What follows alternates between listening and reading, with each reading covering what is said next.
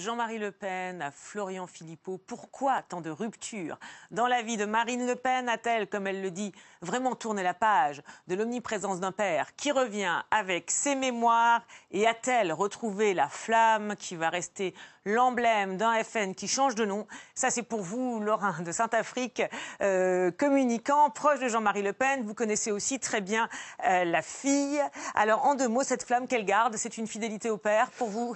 Non, je crois pas. Je crois qu'elle peut pas faire autrement parce que la base est en plein désaccord avec ses mutations du Front National et qu'elle était à la limite de se trouver minoritaire. Ah, d'accord. Donc une flamme opportune, peut-être. On verra tout ça lors d'un effeuillage avec Cécile Flamme de sauvetage. Delosier, spécialiste en communication, et Serge Effez, psychanalyste et spécialiste des relations familiales, relations toujours complexes dans la famille Le Pen, comme le prouve le dernier épisode qui commence à la veille du congrès du parti, lorsque début février, la justice rend son titre de président d'honneur à Jean-Marie Le Pen. On écoute juste après la réaction de sa fille. Vous n'en aurez jamais fini avec cette épine dans votre pied? Bon, je n'ai pas le sentiment d'avoir une épine dans mon pied, ou alors le corps s'est formé. J'ai des corps qui se sont formés, et du coup je la sens plus trop en fait. Voilà, la page est tournée. Bon, je sais que c'est un regret pour certains journalistes, mais la page est tournée. Voilà, alors suite à ça, le JDD publie une lettre ouverte du père à sa fille, une lettre politique où il dénonce une fois de plus la dédiabolisation, où il lui demande de reprendre le sillon et finit par une main tendue, dit-il, une main qui lui demande de ne pas rejeter, ce qui ne l'empêche pas de parler de sa fille en termes assez durs dans ses mémoires, le tome 1 qui sort quelques jours plus tard. Elle est assez punie comme cela pour qu'on ne l'accable pas. Un sentiment me domine quand j'y pense. J'ai pitié d'elle. La manière dont elle s'est conduite avec son père lui sera sans doute un remords toute sa vie. Je ne suis pas très méchant quand je dis que j'ai pitié. J'ai de la compassion pour ma fille. Je ne voudrais pas être à sa place parce que je ne voudrais pas avoir fait ce qu'elle a fait, en particulier contre son père. Vous ne vous parlez toujours pas tous les deux? Non. Père et fille? Non, et moi, non seulement je lui parle, mais je lui écris. Je lui tends la main. Mais en échange, j'ai droit à des déclarations de ce style qui sont plutôt caustiques, disons. Vous attendez toujours la réconciliation? Vous l'espérez? Écoutez, j'espère que la justice l'emportera dans son esprit, parce que je considère que mon exclusion a été une injustice majeure. Là, on ne sait pas à quelle déclaration de Marine Le Pen il fait allusion dans l'extrait. Est-ce au fameux « La page est tournée » ou est-ce à cette interview à Télé Liberté, télé proche du FN, au lendemain de la sortie des bonnes feuilles du livre du père? Jean-Marie Le Pen pense que notre rupture a été suscitée par Florian Philippot. Et il se trompe. Et comme il pense qu'elle a été suscitée par Florian Philippot, il pense que le départ de Florian Philippot doit entraîner le fait que nous fassions à nouveau de la politique ensemble. Mais nous ne le ferons pas, d'autant que les propos qu'il tient sont des propos d'une rare violence, il faut quand même le dire, et donc je ne crois pas utile de le rencontrer, en tout cas de le rencontrer pour parler politique. S'il veut qu'on parle de ses petits-enfants, ce sera avec un grand plaisir.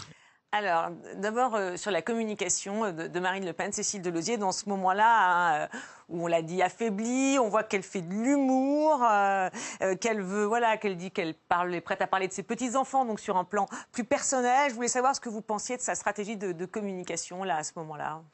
C'est une stratégie déjà de modération, parce que le langage utilisé par Jean-Marie Le Pen, c'est un langage très empoulé, avec beaucoup de distanciation. Chacun parle de l'autre à la troisième personne. Jamais elle dit mon père, jamais on énonce ces personnages comme si c'était des rois et des reines dans un drame shakespearien. Et je trouve qu'il y a une façon de monter en épingle cette affaire, enfin une façon de donner en représentation leur famille qui est très empoulée, on en fait des caisses, quoi. Et du coup, ça produit quel effet, alors, notamment de la part de Marine Le Pen? Parce que bon, Télé Liberté, c'est une télé qui n'a pas forcément une audience très large, mais on le voit aussi sur CNews, où elle parle du corps au pied, enfin voilà, du corps dans le pied. Et pour le coup, je trouve qu'il y a vraiment des registres qui se mélangent. Lui, il est sur un registre un peu de grand guignol, il dit des choses, des perfidies, des méchancetés, et peut-être même des petites saloperies, avec des grands mots, en évoquant le code de l'honneur, des grands termes de justice, enfin, voilà. Et elle essaie de répondre. Alors, pour le coup, on arrive dans le trivial avec son corps au pied. Enfin, je trouve qu'il y a un mélange de registres qui est tout à fait étonnant. Laurent de Saint-Afrique, quand on préparait l'émission, vous me disiez que Jean-Marie Le Pen voyait ses petits-enfants. Hein, quand elle parle de ça, quand elle dit qu'elle est prête à parler avec lui des petits-enfants, ça montre en fait quoi? Qu'elle a tourné la page politiquement, mais pas personnellement. C'est ça ce qu'elle veut exprimer selon vous? Non, je crois pas. Je crois que c'est ce qui lui est passé par la tête. Parce que les petits-enfants de Jean-Marie Le Pen, d'abord, ils les voient tous. Et ensuite, ils sont tous majeurs. Ils n'ont pas besoin de l'autorisation de leur mère pour voir leur grand-père. Je crois que probablement elle se situe dans un passé qui est un passé de nostalgie. C'est de son enfance à elle. Peut-être qu'elle parle à travers ses enfants à elle et la relation avec le père. Je crois que ça ne se passe pas bien psychologiquement pour elle. C'est assez difficile. Dans Jean-Marie Le Pen, je crois que oui. C'est très difficile, d'une manière aussi spectaculaire, de trahir son père de la façon la plus odieuse, la plus remarquable pour le public, et de se sentir bien dans sa peau ensuite, je crois. Par conséquent, ce sont des petites perches comme ça, mais qui ne touchent pas à la politique. Et d'ailleurs, Jean-Marie Le Pen le répète souvent, il n'a pas de problème ni familial ni patrimonial avec Marine Le Pen. Il a un problème politique. Ça peut prendre une autre tournure. Vous savez, l'histoire de la pitié, vous trouviez que c'était d'une violence extrême. Bon, on y reviendra, des choses beaucoup plus violentes. Mais il y a peut-être un petit problème culturel entre Jean-Marie Le Pen et sa fille, c'est que dans son esprit, pitié, c'est de la compassion, c'est pas autre chose. Et ça n'est en aucun cas du mépris. D'un autre côté, ça, c'est le caractère de Marine. Dès qu'on lui dit quelque chose qui lui déplaît, c'est forcément du mépris. C'est violent, c'est du mépris. Voilà. Non, c'est pas violent du tout. C'est une remarque, qui peut être déplaisante à la rigueur, mais certainement pas violente. Pas violente. Alors, on reviendra sur cette histoire de violence, mais peut-être sur les deux et les registres, Serge Effès, parce que on a l'impression qu'en fait, lui tend une main politique, mais en restant à distance sur le plan personnel, et elle fait l'inverse, en fait. C'est un peu ce qu'on entend. Je voulais savoir ce que ça vous inspirait. Écoutez, ce qui est sûr avec la famille Le Pen, c'est qu'il y a une parfaite concordance entre le drame familial et la famille politique. C'est-à-dire que c'est tellement lié et tellement relié depuis toujours qu'essayer de dissocier l'un de l'autre, c'est pratiquement impossible. Il y a une concordance de fonctionnement, il y a une concordance psychologique, il y a une concordance de programme, et que Marine Le Pen et Jean-Marie Le Pen et la petite fille aujourd'hui, eh bien tout ça c'est un bloc familial, avec ses haines, avec ses dissensions, avec des mécanismes relationnels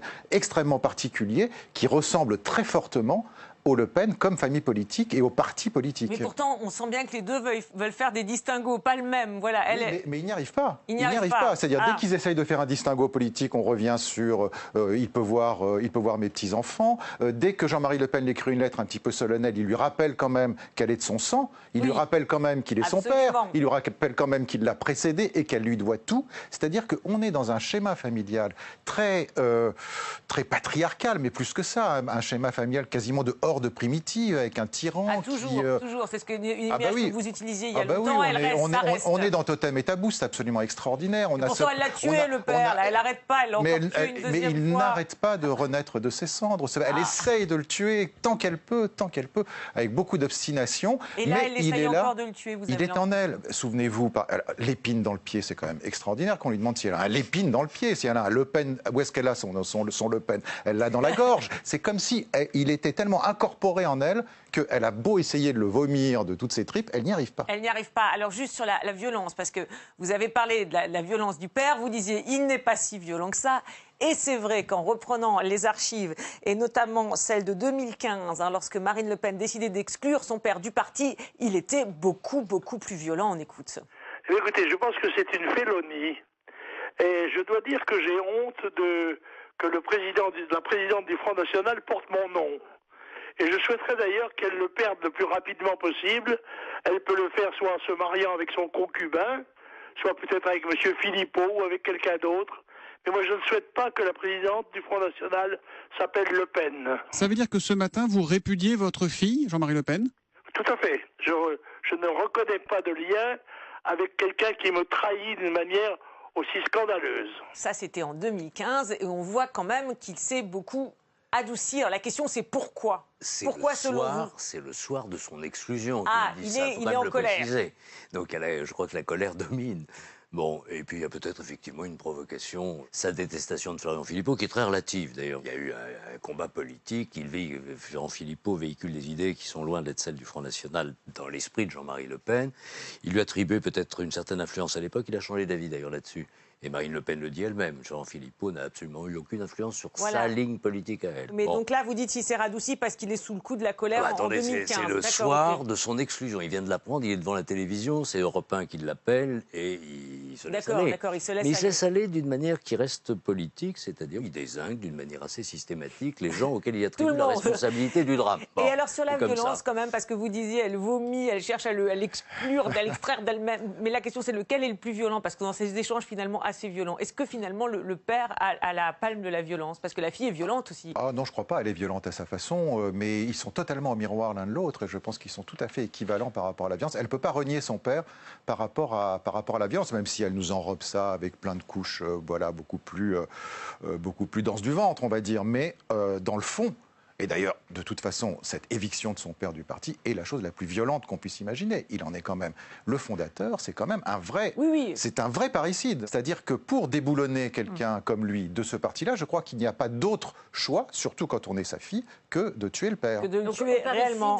Il répond par l'infanticide. Absolument. Alors, dans cette période, on reviendra sur l'héritage et la transmission, parce que c'est un sujet important, mais on va terminer sur la période d'avant Congrès avec un autre membre de la famille qui fait alors parler de lui, c'est la nièce Marion qui débarque pimpante, le brushing impeccable et le discours en anglais lors de la convention de la droite américaine, ce qui suscite là encore beaucoup de questions. Pourquoi est-ce que c'est pas vous que la droite américaine a invité à Washington?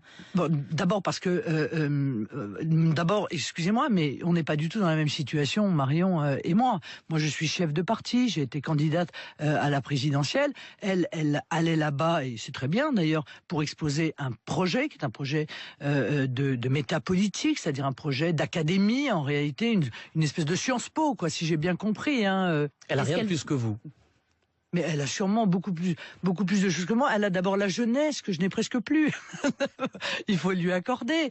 Nous avons, vous le savez, des sensibilités qui peuvent être différentes. Si elle est mieux placée que vous pourriez la laisser passer. Mais écoutez, si les sondages et surtout les adhérents qui choisissent leur candidat considèrent qu'à un moment donné, quelqu'un d'autre que moi est mieux placé pour rassembler et pour faire gagner nos idées, ça ne me pose aucun problème. Je me bats pour mes idées. Je ne me bats pas encore une fois pour ma carrière personnelle et je n'entends pas rester accroché à mon siège jusqu'à je ne sais quel âge vénérable. Voilà, vous parliez d'un parricide tout à l'heure, mais d'un parricide par quelqu'un qui est lui-même un peu affaibli. Hein. C'est le cas de Marine Le Pen, tel qu'on le voit là, avec l'épisode de la nièce. Je voulais savoir comment vous la trouviez. Est-ce que là, elle est, parce que c'était la question qu'on s'est beaucoup posée avant le Congrès, est-ce qu'elle est affectée, selon vous, dans sa manière de répondre ?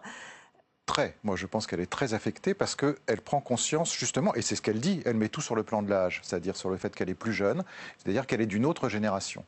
Et que les générations qui arrivent, même si ce n'est pas directement sa fille, c'est quand même sa nièce, chaque génération qui arrive met la génération précédente en danger. Ça, c'est la caractéristique de ces familles très claniques, comme ça, qui fonctionnent davantage sous le régime patriarcale du tyran, même si ces patriarches sont des femmes, ça n'a aucune importance, que sous le mode de la transmission, c'est-à-dire où chacun va céder tranquillement la place à l'autre. Pour avoir le pouvoir, il faut le prendre. Elle sent que Marion Maréchal Le Pen a tout à fait les possibilités de prendre ce pouvoir et de faire le meurtre du père, elle aussi, c'est-à-dire le meurtre de Marine, et que c'est elle qui est sur la liste aujourd'hui.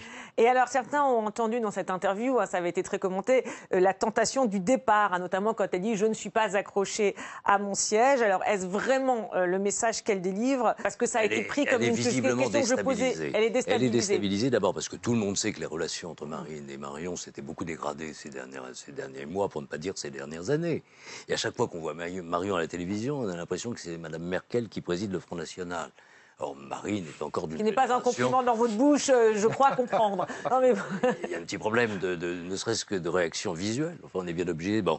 Et alors, est-ce qu'il y a une dimension féminine dans l'espèce de rapport un peu compliqué qu'elles ont, alors qu'elles ont été extrêmement proches? Puisque je crois que Marine a joué un rôle de très grande proximité. Mais Serge dit, voilà, à un moment, elle se sent elle aussi menacée par la génération d'après. Elle est prise entre deux feux, ça c'est sûr. Mais cela dit, on prête à Marion des intentions qu'elle n'a pas forcément. Après tout, Marion a un projet professionnel. Est-ce qu'elle a mesuré l'impact qu'aurait le fait d'avoir accepté cette invitation américaine qui a projeté évidemment une image, puis qui a été suivie par la presse d'une façon Oui, avec cette image, effectivement. Alors, on voit toujours des coups montés, etc. Mais vous qui êtes communicant, d'après moi, était en train de vraiment en de chercher des communication. fonds pour son projet professionnel aux États-Unis, où elle a de très bons réseaux, de très bonnes relations. Sur la communication, Laurent de Saint-Affrique, quand même, vous vous dites donc qu'il n'y avait pas de stratégie de sa part à ce moment-là, mais quand même, vous êtes quand même expert et spécialiste en communication. Quand vous voyez cette image... Si vous voulez, la force de l'image, on en connaît les vertus et l'impact quelquefois ravageur. Moi, je pense je croyais que vous alliez dire après coup. Je croyais que vous alliez dire après coup. Je pense que Marine Le Pen souffre beaucoup du fait que maintenant la radio soit filmée. Et que s'il n'y avait pas eu d'image ce matin-là, ça aurait été préférable pour elle. Car je trouve qu'elle s'en tire très mal, que les non-dits dans les hésitations parlent encore plus fort que les mots qu'elle emploie. Quel non-dit Voilà. Quel non-dit C'est qu'elle a un très gros problème avec Marion Maréchal Le Pen, qui est en train de la pousser dehors, alors que dans l'esprit des gens, il est certain qu'il y a un avant et après 3 mai de l'année dernière. Vous voyez, à chaque fois que Marine rit, et j'ai envie de dire ricane, on repense à certains épisodes de ce débat présidentiel. Elle ferait mieux d'arrêter de faire ça, parce que d'une manière... Le rire rallume. Oui, enfin, si vous appelez ça un rire, c'est une espèce de rictus qu'elle a utilisé en face d'Emmanuel Macron, qui est dans la tête de tout le monde. Il faut véritablement qu'elle change de masque. Vous avez un commentaire à faire sur le rire? Je suis tout à fait d'accord avec vous. Oui. C'est-à-dire que c'est vrai qu'on la voit comme une femme blessée maintenant, Marine Le Pen. Et mais la torpille est sous la ligne de faute raison. Oui, oui, tout à fait. Et que je pense que c'est quasiment impossible pour elle de rattraper ce handicap qu'elle a eu au moment de ce débat où elle a été laminée totalement devant la France entière. À chaque fois qu'on l'entend rire, il y a des images qui reviennent. Absolument. Alors, elle a quand même, malgré tout, tenté de se relancer lors du congrès à Lille. Alors, est-ce le début d'autre chose? A-t-elle tourné la page? On a beaucoup parlé du changement de nom du parti, mais ce qui a frappé Denis Bertrand, sémiologue et habitué de l'émission, eh bien, ce sont aussi les symboles et certains mots du discours. On écoute.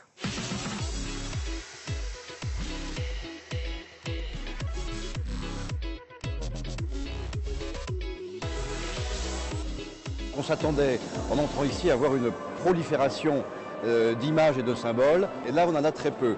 Mais ce n'est pas étonnant, on est en attente d'identité. Mais il y en a un tout de même, un symbole plus ou moins inattendu, qui est le compas de navigation. La boussole. La boussole.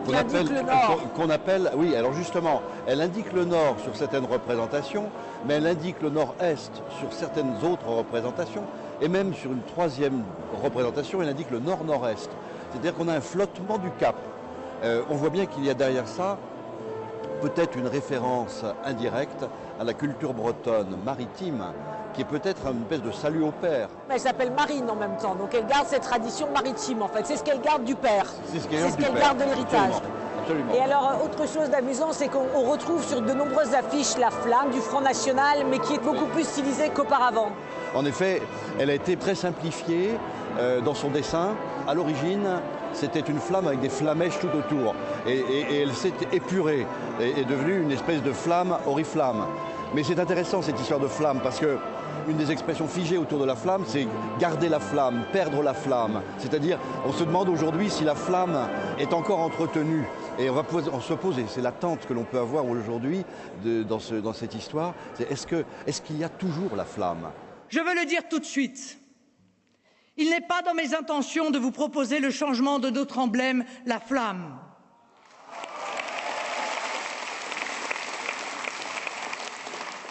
Ce grand face-à-face dont je vous parle oppose les mondialistes et les nationaux. Ceux pour qui la nation est un obstacle et ceux pour qui elle est un joyau. Il n'est que la version moderne de la lutte éternelle des nomades contre les sédentaires. La saison suivante de l'inépuisable feuilleton de la série commençait avec le mythe de l'affrontement entre Abel, le pasteur itinérant, et Caïn, l'agriculteur. Elle vient de faire l'éloge de Caïn.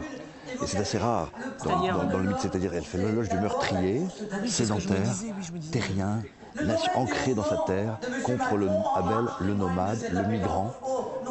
Donc elle propose une relecture du mythe de la Genèse. Elle justifie le meurtre. Elle justifie le meurtre de Caïn. La transmission, elle est naturelle pour ceux qui se considèrent comme les héritiers d'une civilisation, d'un pays, d'une culture.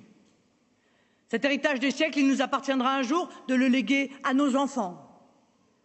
La transmission nous oblige. C'est un devoir sacré.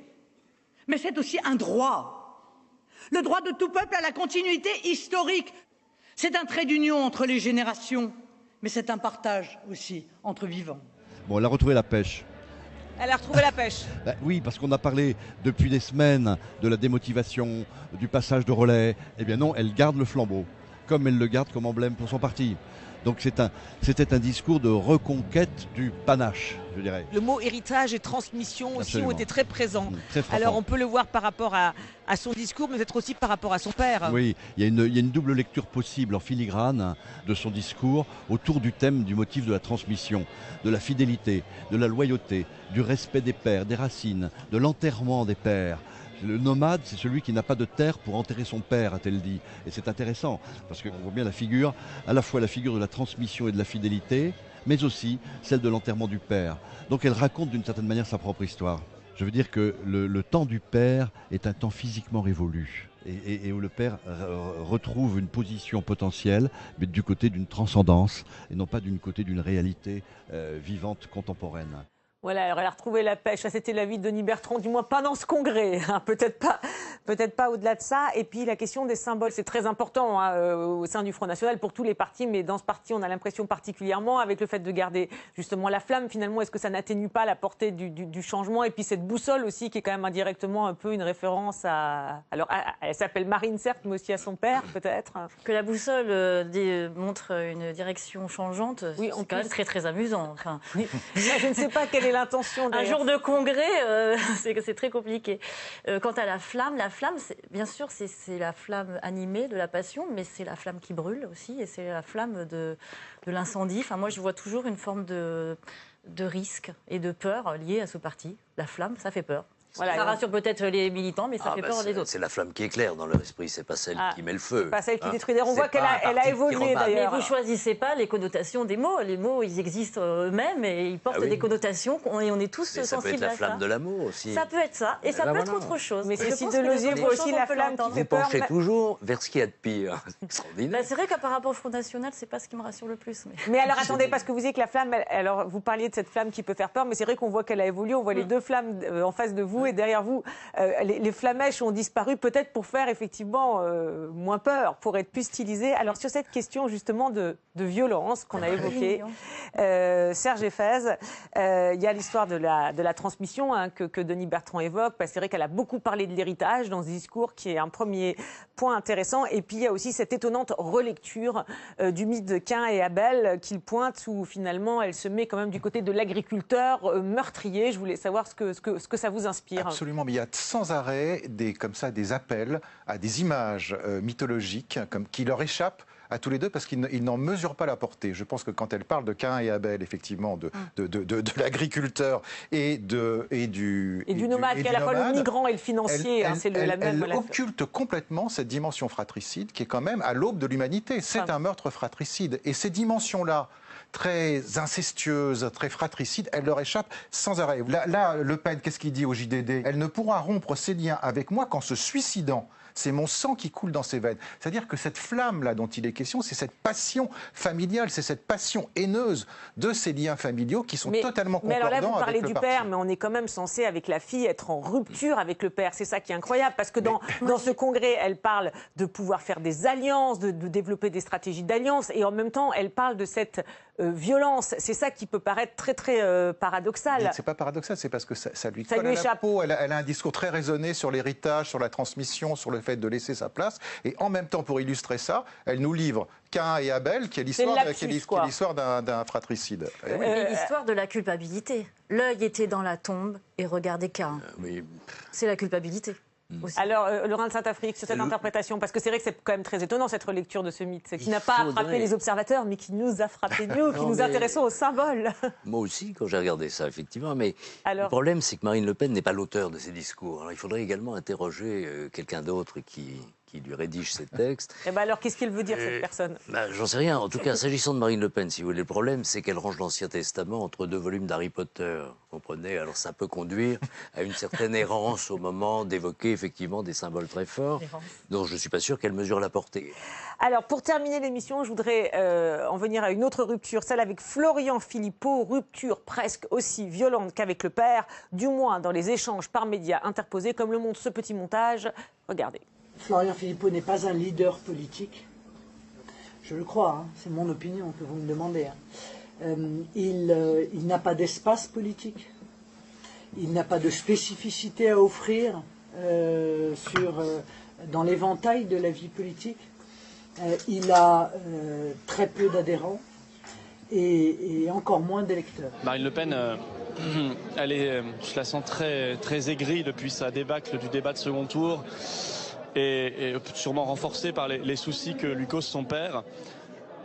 Voilà, donc je la trouve très aigrie, très violente dans ses propos. Moi, ça m'intéresse pas. Vous évoquez la brouille avec Florian Philippot. Bon, c'était votre bras droit.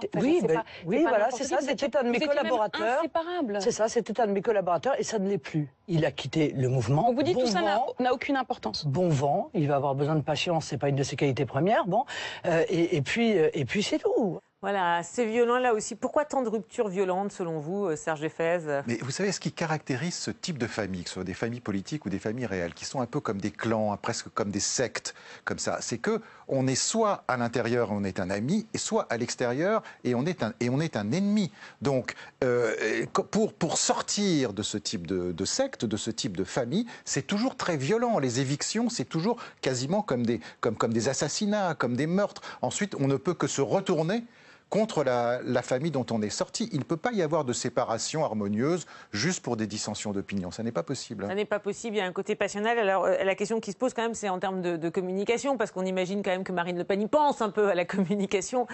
Quel effet ça renvoie de tenir des propos aussi violents sur Florian Philippot? Moi, je trouve qu'il y a un contraste entre le contenu et la manière de le proférer. Je trouve que l'un et l'autre, ils manifestent une certaine distance, un certain fair-play, alors que le contenu est assez dur. Mais je ne trouve pas qu'il soit en congruence avec ce qu'il dit. Elle ne reproduit pas quand même la rupture entre son père et Maigret. Enfin, on a l'impression qu'elle reproduit ces ruptures très violentes, non, qui ont agité le parti. Dans l'histoire du Front National, Marine Le Pen avait joué un rôle extrêmement actif au moment de la rupture Maigret, entre Jean-Marie Le Pen et Bruno Maigret, puisqu'elle dirigeait le service juridique du Front National à l'époque, et c'est elle qui menait la bataille des tribunaux, la bataille des huissiers, la bataille des menaces, enfin bon. Ce qu'elle a très bien fait d'ailleurs. Alors elle est restée sur le même ton ensuite, ce qui n'est peut-être pas tout à fait adapté à toutes les situations, mais enfin elle peut faire preuve de beaucoup de mauvais caractère. Et là, vous la trouvez, vous êtes étonné de cette brutalité vis-à-vis de Florian Philippot? Si vous voulez, ils ont été extrêmement proches. Bon, il y a une phrase, moi, qui m'avait plus choqué quand elle avait dit « ça n'a jamais été un ami, la preuve, je ne suis jamais allé chez lui ». J'avais trouvé ça particulièrement déplaisant, beaucoup plus que des commentaires sur l'absence d'espace politique. Ça, on verra bien. S'il n'y a pas d'espace politique pour Florian Philippot, le moins qu'on puisse dire, c'est qu'il est tout de même assez identifiable politiquement sur la question européenne. Mais vous sentez de la peur, peut-être, dans sa violence aussi? Je crois que elle aimerait bien qu'il n'ait pas d'espace politique, parce que ça risque de mordre sur une partie de son électorat. Mais c'est de la peur, du coup, qu'elle exprime, selon vous? Pour l'instant, non, parce qu'elle est souvent dans le déni, vous savez. Elle est dans le déni, d'accord, pas la peur, le déni. Oui, plutôt. Alors, mot de la fin, vraiment un mot chacun autour de table.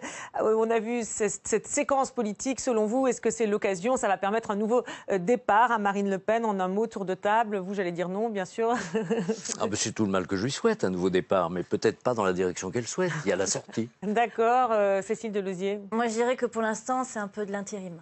C'est de l'intérim, Serge Effez. Oui, moi, je la sens très affaiblie, à la fois dans le regard qu'elle a sur elle-même et dans ce qui lui est renvoyé par tout le monde, en fait.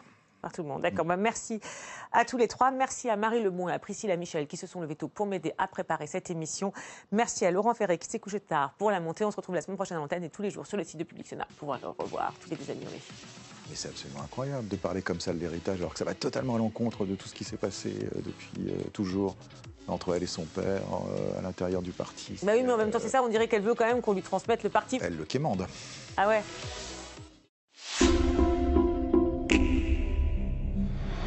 De Jean-Marie Le Pen à Florian Philippot, pourquoi tant de ruptures dans la vie de Marine Le Pen? A-t-elle, comme elle le dit, vraiment tourné la page d'un père omniprésent qui revient avec ses mémoires? Et a-t-elle retrouvé la flamme qui va rester l'emblème d'un parti qui change de nom et que l'on déshabille cette semaine en tout bien, tout honneur? Déshabillons-les, ce soir à 22h sur Public Sénat.